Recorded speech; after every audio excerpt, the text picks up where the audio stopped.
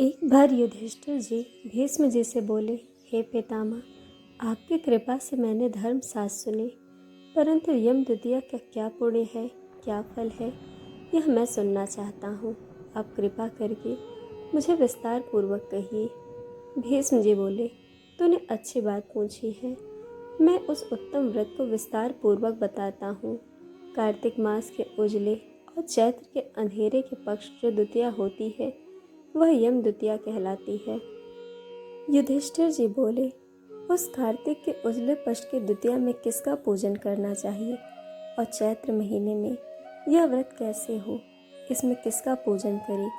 भीष्म जी बोले, हे युधिष्ठिर, पुराण संबंधी कथा कहता हूँ, इसमें संशय नहीं है कि इस कथा को सुनने से प्राणी सब पापों से छूट जाता है। सतयुग में नारायण भगवान से, जिसके नाभ में कमल है, उससे 4 मुँह वाले ब्रह्मा जी उत्पन्न हुए, जिनसे वेद वेदता भगवान ने चारों वेद कहे। नारायण बोले, हे ब्रह्मा जी, आप सबकी तुरीय अवस्था, रूप और योगियों की गति हो। मेरी आज्ञा से संपूर्ण जगत को शीघ्र रचो। हरि के ऐसे वचन सुनकर हर्ष से प्रफुल्लित हुए ब्रह्मा जी ने मुख से ब्राह्मणों की, बाहुओं से क्षत्रियों की, जंघाओं से वैश्यों की और अपने पैरों से शूद्रों को उत्पन्न किया। उनके पीछे देव, गंधर्व, दानव, राक्षस, सर्प, नाग, जल के जीव, स्थल के जीव, नदी, पर्वत और वृक्ष आदि को पैदा कर मनु जी को पैदा किया। इसके बाद दक्ष प्रजापति जी को पैदा किया और तब उनसे आगे और सृष्टि उत्पन्न करने को कहा। दक्ष प्रजापति जी से 60 कन्याएं उत्पन्न हुई, जिनमें से 10 धर्मराज को, 13 कश्यप को और 27 चंद्रमा को दी। कश्यप जी से देव, दानव, राक्षस, इनके सिवाय और भी गंधर्व, पिशाच, गो और पक्षियों की जातियां पैदा हुई। धर्मराज को धर्म प्रधान जानकर सबके पितामह ब्रह्मा जी ने उन्हें सब लोगों का अधिकार दिया और धर्मराज से कहा कि तुम आलस्य त्याग कर काम करो। जीवों ने जैसे जैसे शुभ व अशुभ कर्म किए, उसी प्रकार न्यायपूर्वक वेद शास्त्र में कही विधि के अनुसार कर्ता को कर्म का फल दो और सदा मेरी आज्ञा का पालन करो। ब्रह्मा जी की आज्ञा सुनकर बुद्धिमान धर्मराज ने हाथ जोड़कर सबके परम पूज्य ब्रह्मा जी को कहा, हे प्रभु, मैं आपका सेवक निवेदन करता हूँ कि सारे जगत के कर्मों का विभाग पूर्वक फल देने की जो आपने मुझे आज्ञा दी है, वह एक महान कर्म है। आपकी आज्ञा शिरोधार्य कर मैं यह काम करूँगा, जिससे कि कर्ताओं को फल मिलेगा, परंतु पूरी सृष्टि में जीव और उनके देह में अनंत है। देश काल, ज्ञात अज्ञात आदि भेदों से कर्म ही अनंत है। उनमें कर्ता ने कितने कर्म किए, कितने भोगे, कितने शेष है और कैसा उनका भोग है, तथा इन कर्मों के भी मुख्य व गौड़ भेद से अनेक हो जाते हैं। एवं कर्ता ने कैसे किया, स्वयं किया या दूसरे की प्रेरणा से किया, आदि कर्मचक्र महागहन है। अतः मैं अकेला किस प्रकार इस भार को उठा सकूंगा। इसीलिए मुझे कोई ऐसा सहायक दीजिए जो धार्मिक, न्यायी, बुद्धिमान, शीघ्रकारी, लेखकर्म व विज्ञ, चमत्कारी, तपस्वी, ब्रह्मनिष्ठ और वेद शास्त्र का ज्ञाता हो। धर्मराज की इस प्रकार प्रार्थना पूर्वक किए हुए कथन को विधाता सत्य जानकर मन में प्रसन्न हुए और यमराज का मनोरथ पूर्ण करने की चिंता करने लगे कि उक्त सब गुणों वाला ज्ञानी लेखक पुरुष होना चाहिए, उसके बिना धर्मराज का मनोरथ पूर्ण न होगा। तब ब्रह्मा जी ने कहा, हे धर्मराज, तुम्हारे अधिकार में मैं सहायता करूँगा। इतना कहकर ब्रह्मा जी ध्यान मग्न हुए। उसी अवस्था ने में उन्हें 1000 वर्ष तक तपस्या की।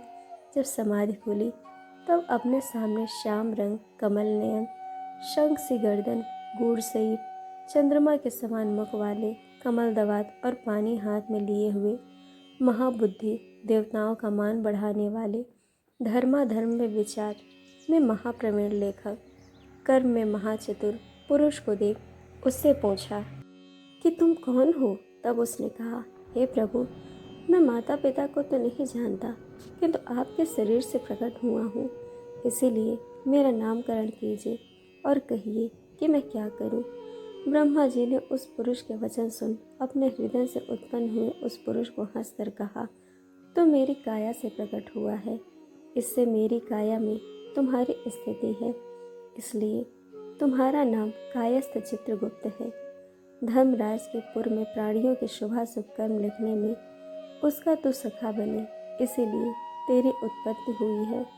ब्रह्मा जी ने चित्रगुप्त को यह कहकर धर्मराज से कहा, हे धर्मराज, यह उत्तम लेखक तुझको मैंने दिया है, जो संसार में सब कर्म सूद की मर्यादा पालने के लिए है। इतना कहकर ब्रह्मा जी अंतर्ध्यान हो गए। फिर वह पुरुष यानी कि चित्रगुप्त कोटिनगर में जाकर चंड प्रचंड ज्वालामुखी काली जी के पूजन में लग गए। उपवास कर उन्होंने भक्ति के साथ चंडिका जी की भावना मन में की। उसने उत्तमता चित्त लगाकर ज्वालामुखी देवी का जप और स्रोत से भजन पूजन और उपासना इस प्रकार की, हे जगत को धारण करने वाली, तुमको नमस्कार है। महादेवी, तुमको नमस्कार है। स्वर्ग, मृत, पाताल आदि लोक लोकांतरों को रोशन करने वाली, तुमको नमस्कार है। संध्या और रात्रि रूप भगवती, तुमको नमस्कार है। शीतवत धारण करने वाले सरस्वती, तुमको नमस्कार है। सत्य रज तमोगुण रूप देवगणों को कांति देने वाली देवी, हिमांचल पर्वत पर स्थापित आदिशक्ति चंडी देवी, तुमको नमस्कार है।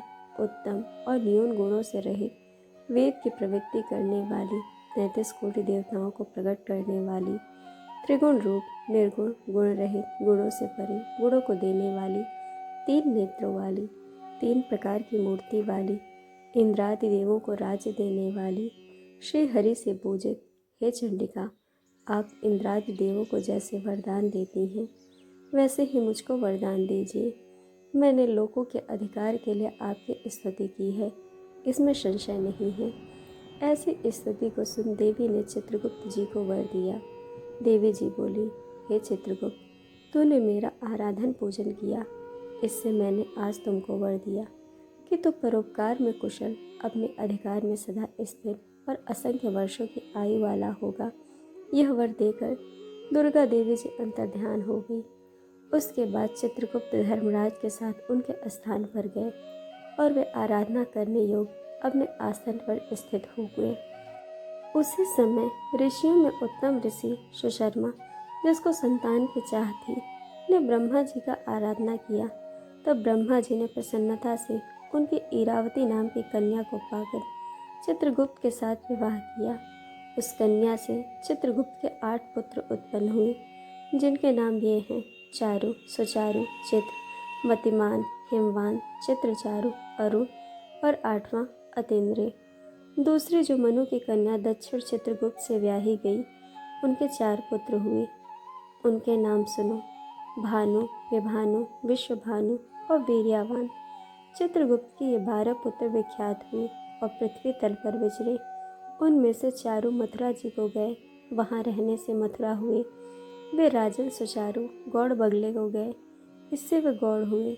चित्रभट्ट नदी के पास नगर को गए, इससे वे भट्टनागर कहलाए। श्रीवास नगर में भानु बसे, इससे वे श्रीवास्तव कहलाए। हिमवान अम्बा दुर्गा जी की आराधना कर अम्बा नगर में ठहरे, इससे वे अम्बाष्ट कहलाए। सक्सेन नगर में अपने भार्या के साथ मतिमान गए, इससे ये सूर्यध्वज कहलाए। और अनेक स्थानों में बसे अनेक जात कहलाए। उस समय पृथ्वी पर एक राजा, जिनका नाम सौदास था, सौराष्ट्र नगर से उत्पन्न हुआ। वह महापापी, पराया धन चुराने वाला, पराय स्त्रियों में आसक्त, महाअभिमानी, चुगलखोर और पाप कर्म करने वाला था। हे राजन, जन्म से लेकर सारी आयु पर्यंत उसने कुछ भी धर्म नहीं किया। किसी समय वह राजा अपनी सेना लेकर उस वन में, जहाँ बहुत हिरण आदि जीव रहते थे, शिकार खेलने गया। वहाँ उसने निरंतर व्रत करते हुए एक ब्राह्मण को देखा।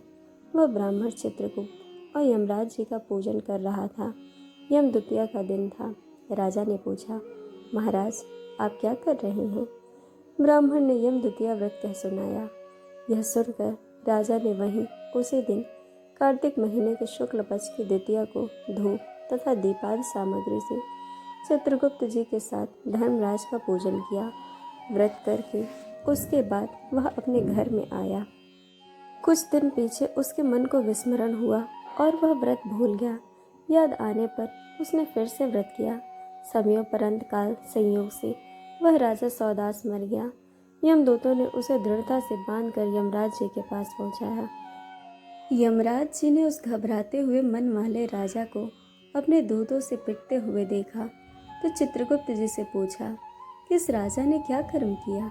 उस पर धर्मराज जी का वचन सुन चित्रगुप्त जी बोले, इसने बहुत ही दुष्कर्म किए हैं, परंतु दैव योग से एक व्रत किया जो कार्तिक के शुक्ल पक्ष में यमद्वितीया होती है। उस दिन आपका और मेरा गंध चंदन फूल आदि सामग्री से एक बार भोजन के नियम से और रात्रि में जागने से पूजन किया। हे देव, हे महाराज, इस कारण से यह राजा नरक में डालने योग्य नहीं है। चित्रगुप्त जी से ऐसा कहने पर धर्मराज ने उसे छुड़ा दिया और वह इस यमद्वितीया के व्रत के प्रभाव से उत्तम गति को प्राप्त हुआ। ऐसा सुनकर राजा युधिष्ठिर भीम से बोले, हे पितामह, इस व्रत के मनुष्यों को धर्मराज और चित्रगुप्त जी का पूजन कैसे करना चाहिए, सो मुझे कहिए। भीष्म जी बोले, यमद्वितीया के विधान को सुनो। एक पवित्र स्थान पर धर्मराज और चित्रगुप्त जी की मूर्ति बनाए और उनकी पूजा की कल्पना करें। वहाँ उन दोनों की प्रतिष्ठा कर 16 प्रकार व 5 प्रकार की सामग्री से श्रद्धापूर्वक भक्ति युक्त नाना प्रकार के पकवानों, लड्डुओं, फल, फूल, पान तथा दक्षिणा आदि सामग्री से धर्मराज जी और चित्रगुप्त जी का पूजन करना चाहिए। पीछे बारंबार नमस्कार करें। हे धर्मराज, आपको नमस्कार है। हे चित्रगुप्त जी, आपको नमस्कार है। पुत्र दीजिए, धन दीजिए, सब मनोरथों को पूरा कीजिए। इस प्रकार चित्रगुप्त जी के साथ श्री धर्मराज जी का पूजन कर विधि से दवात और कलम की पूजा करें। चंदन, कपूर, अगर और नैवेद्य, पान, दक्षिणा आदि सामग्रियों से पूजन करें और कथा सुने। बहन के घर भोजन कर उसके लिए धन आदि पदार्थ दें। इस प्रकार भक्ति के साथ यमद्वितीया का व्रत करने वाला पुत्रों से युक्त होता है और मनोवांछित फलों को पाता है। इस प्रकार चित्रगुप्त के जन्म की कथा एवं यमद्वितीया व्रत, पूजन, विधि आदि नियम की कथा संपूर्ण हुई।